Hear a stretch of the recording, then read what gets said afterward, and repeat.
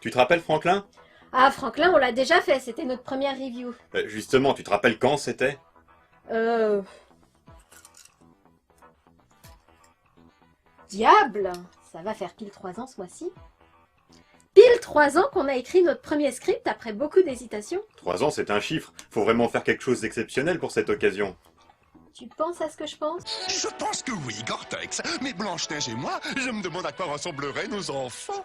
Non, je suis sérieuse, tu penses à ce que je pense? Oui, je pense à ce que tu penses, mais je croyais qu'on était d'accord là-dessus, pas de vidéo sur ça. On en parle déjà trop et on est trop attaché à cette série pour pouvoir en parler objectivement et succinctement. Eh bien, on n'en parlera ni objectivement, ni succinctement, on y passera 4 vidéos s'il le faut, mais il faut le faire. 4, ce serait un minimum, mais t'es vraiment sûr qu'il faut qu'on... Il y a cette foutue saison 5, cette foutue saison 5 et le succès qu'elle remporte malgré sa mauvaise qualité objective. Ça prouve qu'on a oublié ce que c'était la série de base. Et s'il y a une seule série dans le monde qui mérite qu'on dise pourquoi elle mérite qu'on s'en souvienne, c'est celle-là. C'est notre anniversaire, que diable. Si on le fait pas maintenant, on le fera jamais. Et puis eux là, depuis le temps, ils auraient bien le droit de savoir pourquoi on en parle tout le temps. Ok, mais j'avoue, ça me fait un peu peur. T'es vraiment sûr de vouloir te lancer là-dedans? C'est la review de votre vie. Oui, voilà.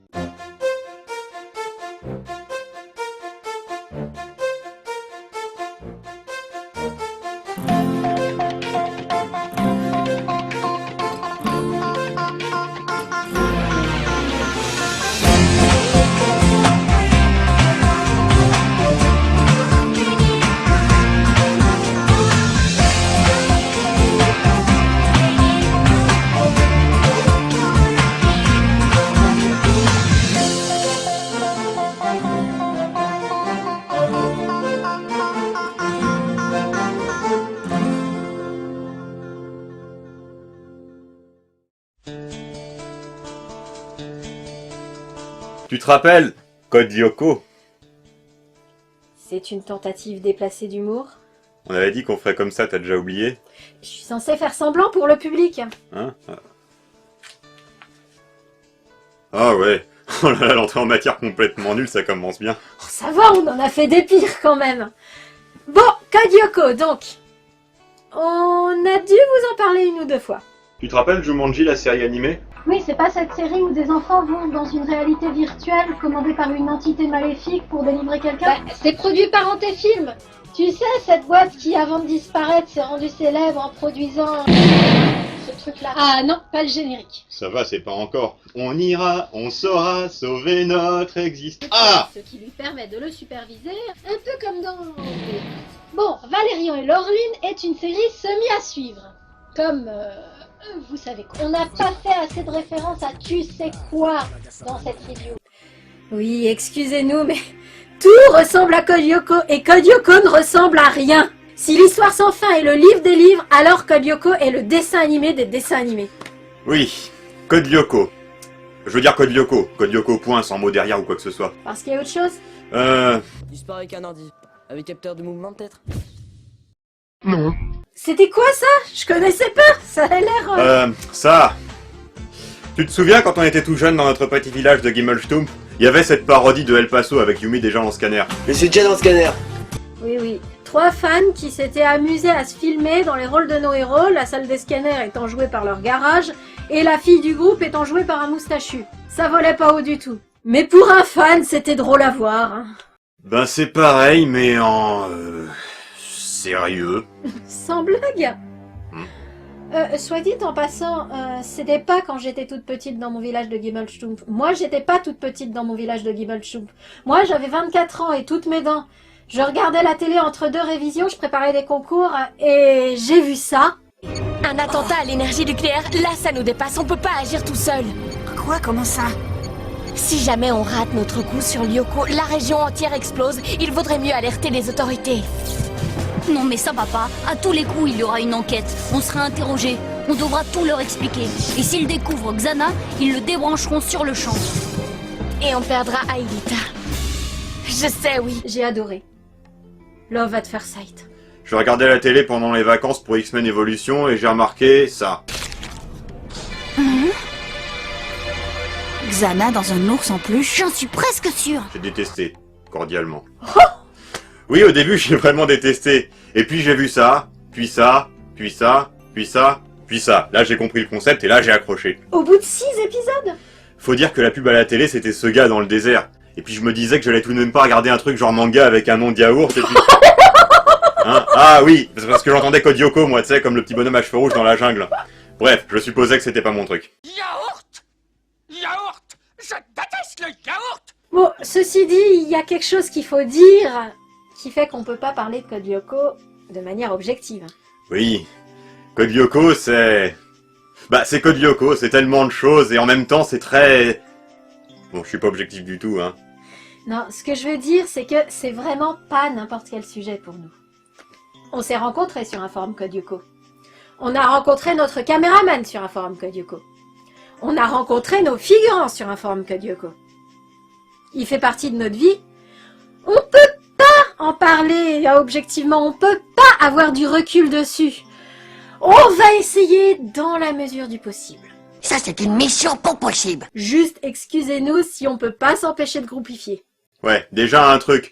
Code Lyoko est une série bizarre en termes de notoriété. Ça a été diffusé dans plein de pays, 160 si on en croit TV Tropes, mais pour autant les producteurs et diffuseurs ont toujours fait comme si c'était un petit truc familial et rien d'autre. Oui, et les fans de chaque saison sont des personnes différentes. Donc tout le monde ici connaît peut-être pas. Code Lyoko, ça raconte quoi? Eh bien, dans la saison 1, c'est l'histoire de 4 adolescents qui doivent sauver le monde. Ils luttent envers et contre tout pour préserver une créature humanoïde virtuelle prisonnière d'un ordinateur contre une sombre entité informatique, froide et logique, dont le but est de détruire le monde. L'humanoïde ressent des émotions, a une notion du bien et du mal, et n'envisage pas de franchir les limites que lui pose sa morale, quoi qu'il dût lui en coûter. L'entité, elle, n'a pas de notion de bien ni de mal. Elle agit sans se poser de questions, implacable. Le thème de base est simple, commun même, mais le dessin animé ne l'est pas. Ça tient pas non plus au personnage, on a l'intellectuel classique, le beau ténébreux classique, la fille garçon manqué classique, le comique classique et même la Lolita classique. Non, ce qui est particulier, c'est que tous ces stéréotypes passent au second plan. Ce qui est au centre, c'est leur vie. Une vie d'adolescent telle qu'on en vit tous. Les dangers qu'ils courent, c'est ceux que courent tous les adolescents. Décevoir ses parents, avoir de mauvaises notes, être impopulaire, être ridicule. Et c'est ça que la série souligne. Et le combat, qui n'est même plus le combat du bien contre le mal, n'est qu'une échappatoire à tout ça. En bref, c'est l'histoire de 4 adolescents qui luttent pour préserver un idéal d'enfance incarné par la fille aux cheveux roses contre le caractère implacable et intraitable du monde des adultes. Ça me semble bien conceptuel comme résumé. Mais au fond, c'est fidèle à la réalité. Code Lyoko, surtout la saison 1, c'est un concept. C'est beaucoup de symboles, c'est très artistique et la preuve, ça n'a pas de début. Non, pourtant, l'épisode pilote correspond assez bien aux critères on installe l'ambiance et l'univers. Sans être un tsunami d'exposition, il rappelle pas de situation au public. Bah, on nomme l'enjeu. Il y a eu 2 accidents. On peut pas laisser le collège sans surveillance. Et tu sais bien que même avec le retour dans le temps, s'il y a un accident, c'est irréparable. Le danger. Vaut mieux rester discret, les murs ont des oreilles. L'humour. Je ne plaisante pas, nous. Nous sommes sur le point d'être attaqués par un ourson plus géant. Que demande le peuple? Bah, le truc, c'est que tout ça, on le remarque que quand on sait déjà que c'est là. Moi, j'ai pas compris tout de suite. Parce qu'il y a aussi, c'est que la série laisse une grande marge à l'interprétation. Ainsi, personne n'a vu la saison 1 telle que je viens de la décrire. En tout cas, pas les scénaristes, parce que dans la saison 2, ils partent dans une direction qui contredit tout ce que je viens de dire dans les moindres détails. C'est pas dit. La conclusion de la saison 4, qui est la fin de la série Code Lyoko, j'insiste. Cette conclusion, donc, est en phase avec ton interprétation de départ. Moi aussi, un jour, j'ai abandonné mes rêves d'adolescent pour devenir adulte. Vous êtes vraiment devenu adulte? Ouais, je préfère pas en parler. Oui, mais entre-temps, les scénaristes se sont égarés, beaucoup, souvent. Et accessoirement, la conclusion en question, l'idée de base était géniale. Une fois le méchant vaincu, les héros sont mal à l'aise parce que ça fait si longtemps que ça dure qu'ils sont plus sûrs d'être capables de vivre normalement, sans lui. Mais au lieu d'être génial, l'épisode est débile.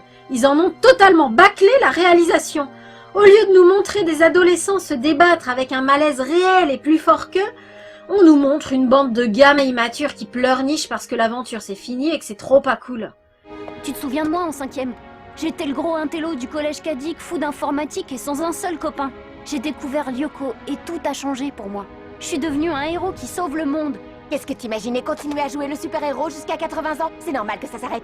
J'ai toujours l'impression, en voyant ce dernier épisode, qu'il a été imaginé par quelqu'un, mais écrit par quelqu'un d'autre qui n'avait pas compris l'idée. Code Lyoko, c'est 97 épisodes, c'est tout sauf étonnant d'être changeant sur une telle durée, et tout sauf étonnant d'être inégal. Mais si on entrait dans le vif du sujet, Code Lyoko, en vrai, ça raconte quoi? Bah, le meilleur moyen de l'expliquer mieux que ce qu'on a fait jusqu'à présent, je pense, c'est de regarder ensemble le préquel qui a été fait rien que pour les fans à la sortie de la saison 3. Donc, Jérémy Belpois, et oui, j'écris Jérémy IE et je vous emmerde, 12 ans ou 11, c'est pas très clair, surdoué, fait le mur un beau matin de la pension où il fait sa 4e ou sa 5e, c'est pas très clair, pour aller explorer une usine abandonnée non loin de là. Il espère y trouver des pièces détachées pour les robots qu'il construit comme font tous les nerds à leurs heures perdues.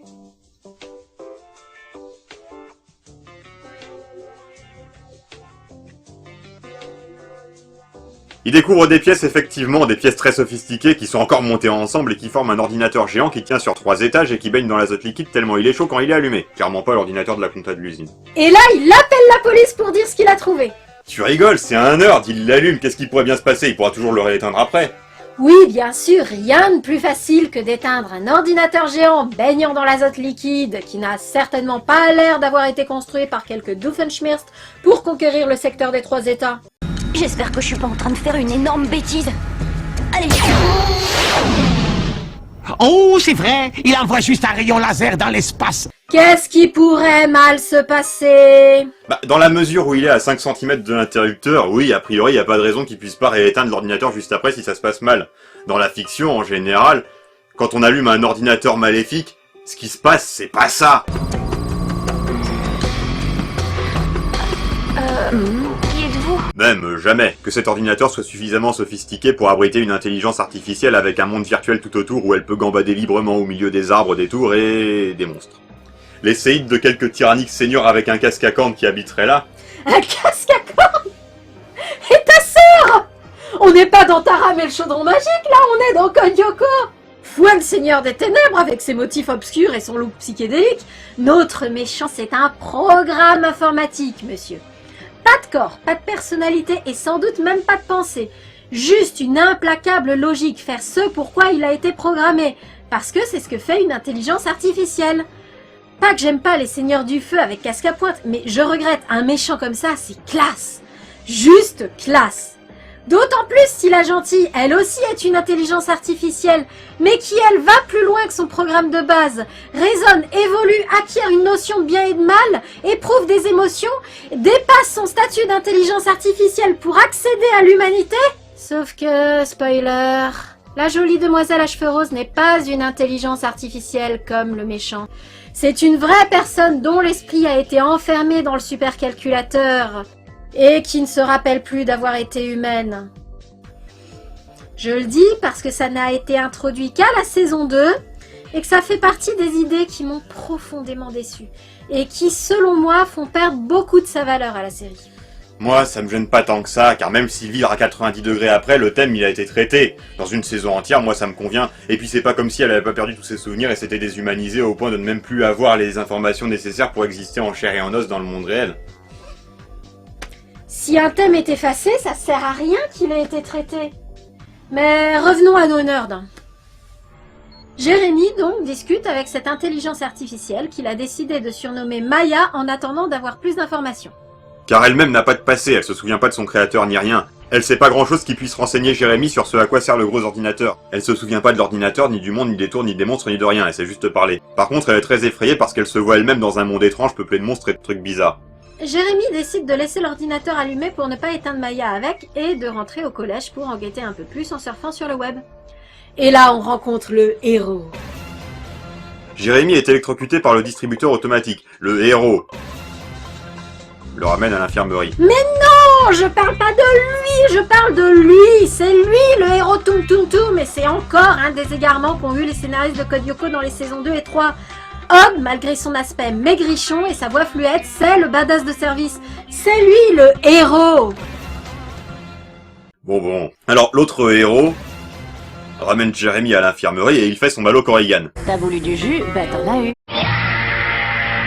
Voilà, vous avez l'humour Code Lyoko avec les répliques qui tuent dont on peut faire des tonnes de citations impérissables.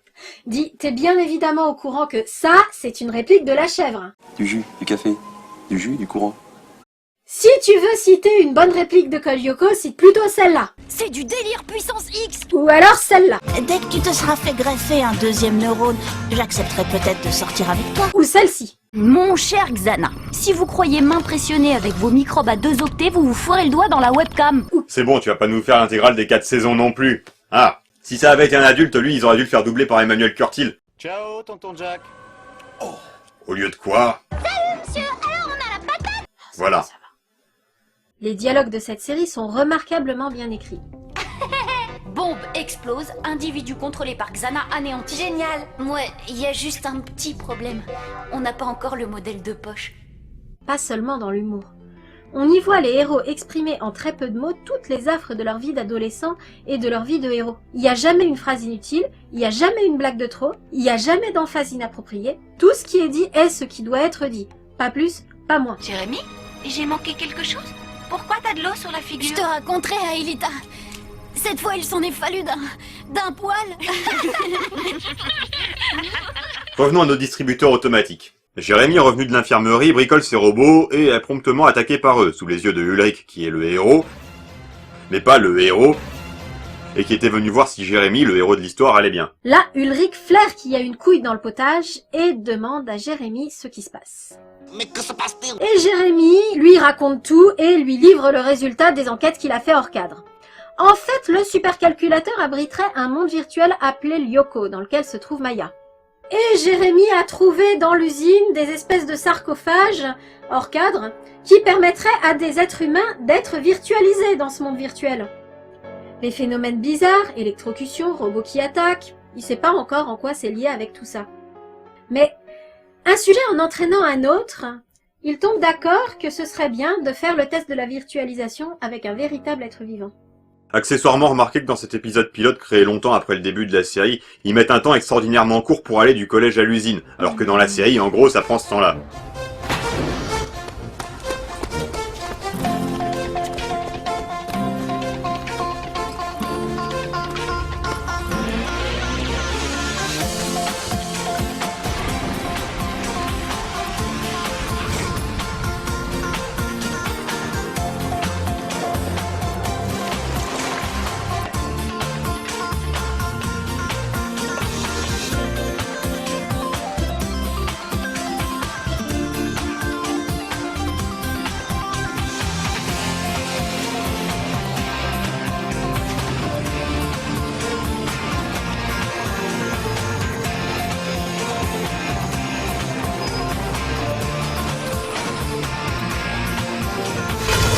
Et là, ils ont des skateboards. Et une trottinette. Bon, la puissance magique des ellipses. Bref, Ulrich a rencontré un nouvel élève pendant la même journée. Oui, le héros. Ce personnage qu'on a déjà présenté s'appelle Odd. Drôle de nom, les personnages principaux s'appellent Yumi, Aelita, Ulrich, Odd et Jérémy. Drôle de nom, oui, mais c'est la règle plutôt que l'exception.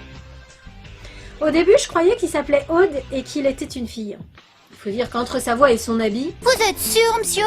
On doit rester là? Oh, allez! Beaucoup ont cru que c'était une fille. Malgré ceci, il dort dans la même chambre qu'Ulrich, et c'est problématique car Odd a un chien, ce qui au passage est interdit par le règlement de cet internat. Alors Ulrich a une idée un peu dégueulasse. C'est pour ça que c'est pas lui le héros, Toum Toum Toum. Blague à part, Ulrich n'est vraiment un enfoiré qu'à partir des saisons 2 et 3. Dans la saison 1, il se conduit de manière beaucoup plus correcte. Mais bref, comme le préquel a été fait en même temps que la saison 3... Il suggère donc d'utiliser le chien comme cobaye pour la virtualisation. Naturellement, le héros accourt pour sauver son chien et est virtualisé à sa place, arrivant sur Lyoko sous forme de... Voilà, ce look improbable est le premier contact que j'ai eu avec cette série, ce qui explique que j'ai pas accroché. Bon, le supercalculateur crée des avatars pour les gens en rapport avec ce que contient leur subconscient. Et comme notre héros est un chat dans sa tête, ben sur Lyoko, il a une forme de chat. Il proteste activement contre cette idée. J'ai jamais rêvé d'être un chat violet, moi! Il a beau protester, il trompe personne, regarde-le! Dans la vie, ce qu'il aime, c'est manger, dormir, séduire et se prendre pour un dieu. C'est un chat, violet, avec une coupe de cheveux du tonnerre. De la mort qui tue! Et un éclair là où il faut en parlant de tonnerre. Approprié. À partir de la saison 2, Odd devient un dragueur invétéré. Et c'est un des rares partis pris de la saison 2 que j'applaudis des deux mains. Ça correspond tout à fait à son personnage. Il est joyeux, il est dynamique, il est prêt à croquer la vie à pleines dents, il a de la répartie, du tempérament. Quelle fille lui résisterait? Toutes celles qui ne sont ni daltoniennes ni sourdes. Les céréales, les croissants à moitié décongelés, ça te va le mélange? Bref, à partir de là, les événements s'enchaînent un peu rapidement et ça va être compliqué de tout résumer. Déjà, la sombre entité qui habite le monde virtuel, elle est pas contente du tout que des intrus viennent dans son territoire.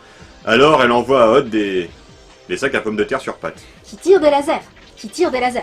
Ça fait une motivation suffisante à Ulrich pour rejoindre Odd sur Lyoko pour essayer d'aller le sauver. Et... ah oui merde, on n'a pas dit qui c'était cette demoiselle qui est avec Ulrich dans la salle des scanners. Bah il a fallu passer sur des détails pour pouvoir résumer correctement. Mais Odd, alors qu'il accourait à l'usine pour sauver son chien, a été alpagué par la fangirl numéro 1 d'Ulrich, Sissi. Et la raison de ta sera la raison du cœur. Pas celle-là, fille du proviseur, apprentie majorette et cruche de service, enfin qui fait mine d'être cruche pour avoir l'air cool. Puisqu'elle est là, Ulrich lui propose de venir sur Lyoko et Sissi refuse. Et il faut croire que ce refus va beaucoup vexer le méchant de la série parce que durant les 4 saisons, chaque fois qu'il aura à tester si une attaque est suffisamment dangereuse pour être dirigée vers nos héros, c'est sur Sissi qu'il la testera. Oui, c'est ce qui donnera lieu à toutes les scènes de filles en sous-vêtements attaquées par un monstre qui choque tant nos co-fans américains. Alors qu'eux n'hésitent pas du tout à mettre des scènes de pédophilie dans leur série à eux. J'en suis récompensé par votre présence, me savoir entouré de votre aura luminescente. Quel privilège pour votre serviteur. Et donc ensuite, que se passe-t-il dans ce préquel? En explorant Lyoko, Ulrich et Odd découvrent une tour entourée d'un halo rouge, ce qui est inhabituel puisque les tours en général sont entourées d'un halo bleu. Ils n'ont pas le temps d'en découvrir plus parce que bien que les monstres aient été entraînés à la même académie que les Stormtroopers de Star Wars, ils parviennent à faire un carton sur nos héros, ce qui a pour effet non pas de les tuer mais de leur faire perdre leur point de vie comme dans un jeu vidéo, et de les faire réapparaître dans le scanner. Jérémy, en fouillant dans les données du supercalculateur, comprendra que les tours sont en fait des points d'attache qui permettent de communiquer avec le monde réel et d'effectuer de menus de piratage tels que surcharger la machine à café et poursuivre Sissi avec une grosse boule d'électricité statique. Quand elles sont rouges, c'est qu'elles sont allumées. Dangereux quoi, sachant combien le maître des lieux est amical. Conclusion, faudrait vraiment éteindre tout ça. Sauf qu'il y a la demoiselle aux cheveux roses amnésique sur le supercalculateur et que c'est pas trop possible de la copier sur clé USB pour la mettre en sécurité avant d'éteindre. Donc, quelle est la solution évidente à laquelle n'importe qui penserait? La matérialiser en chair et en os dans le monde réel? Pff, ça te surprend à ce point, on vient de voir des humains transformés en programme sans problème, alors un programme en humain, pourquoi pas? En tout cas, c'est ce qu'explique Jérémy le matin suivant à ses camarades qui essayent de le convaincre que le supercalculateur est dangereux et qu'il faut l'éteindre. Il est d'accord, mais il veut matérialiser la fille aux cheveux roses d'abord. Malheureusement, elle n'est pas à la même enseigne que les autres. Perdre tous ses points de vie, elle, ça la tue, ça la fait pas venir dans le monde réel. Mais pas de panique, Jérémy pense que pour la faire venir dans le monde réel, il suffirait de la faire entrer dans la tour rouge. Il se donne rendez-vous après les cours pour tenter ça. En attendant, Ulrich va à un rendez-vous amoureux avec une fille, Yumi, qu'il a rencontrée le jour précédent pendant son cours d'arts martiaux. Ils sont que 2 élèves. Mettez-vous par deux. En fait, de rendez-vous amoureux, ça consiste surtout à déterminer lequel est le plus fort au combat en corps à corps. On reviendra sur la relation Ulrich-Yumi. L'important là, c'est que leur duel duo est interrompu par le monstre d'électricité statique qu'on a mentionné précédemment. Ils parviennent à lui échapper, et plutôt que de laisser Yumi aller raconter à tout le monde ce qu'elle a vu et alerter les autorités, Ulrich préfère l'impliquer dans l'histoire. Elle était là quand j'ai été attaquée et elle sait se battre, alors j'ai pensé que... Ok, on verra ça plus tard. Et donc, les voilà tous les trois sur Lyoko à casser des cubes sur pattes. Il est encore balbutiant, le méchant, à ce stade-là. Plus tard, il travaillera un peu mieux le design des monstres qu'il crée.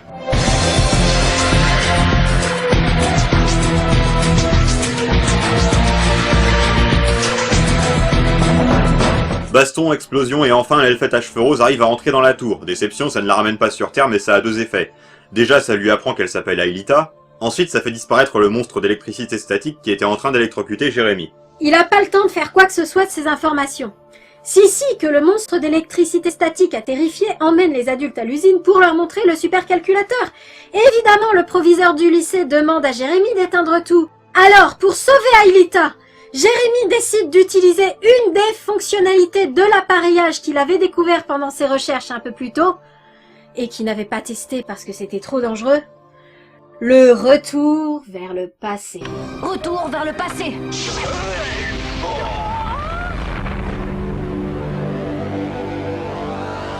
Et voilà, on est revenu à l'instant avant que Jérémy se fasse électrocuter par la machine à café. Cette fois, il se fait pas électrocuter par la machine à café. Et seuls ceux qui ont été sur Lyoko se rappellent de ce qui s'est passé dans la courbe temporelle qui a été effacée, donc pas Jérémy. La bande explique donc à Jérémy tous les événements qu'il a loupés, et lui les croit immédiatement. Mais bon, faut avouer qu'à ce stade, il est plus tellement à une bizarrerie près. Et il renégocie ce qu'il a à négocier, qu'on lui laisse trouver le moyen de matérialiser Aelita avant d'éteindre le supercalculateur. Ça devrait être l'affaire de quelques semaines. On y revient la semaine prochaine. Pourquoi, Al? Qu'est-ce qu'on fait la semaine prochaine? La même chose que chaque semaine, Chouki. Parler de combien Code Lyoko mérite qu'on s'en souvienne.